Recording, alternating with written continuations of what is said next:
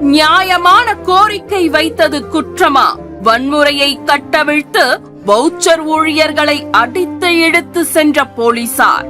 ரத்த வெள்ளமாய் மாறிய போராட்டம். கண்டு கொள்ளாத முதல்வர் ரங்கசாமி. எங்களை இந்த அரசாங்கம் எங்களை தடியடி நடத்தி ரொம்ப அநியாய சித்திரவதை பண்ணாங்க.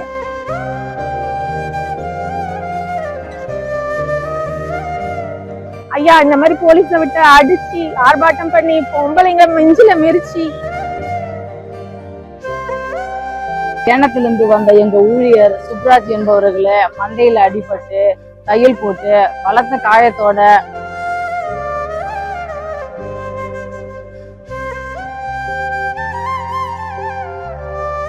தீவிரவாதி அடிக்கிற மாதிரி அடிச்சு அப்படியே தரத்தான் நாய் இட்டு போற மாதிரி இட்டு போனாங்க. என் கணவர் இன்னைக்கு சம்பளம் ஏத்துவாங்க, நாளைக்கு சம்பளம் ஏத்துவாங்க, இப்ப நம்ம முன்னேறிடுவோம், அப்ப நம்ம வாழ்க்கை நல்லா இருக்கும், இப்படி சொல்லி சொல்லி சொல்லி அவர் இறந்தே போயிட்டாங்க. இந்த மாதிரி ரொம்ப கஷ்டப்படுத்துறீங்க என் பிள்ளைங்க.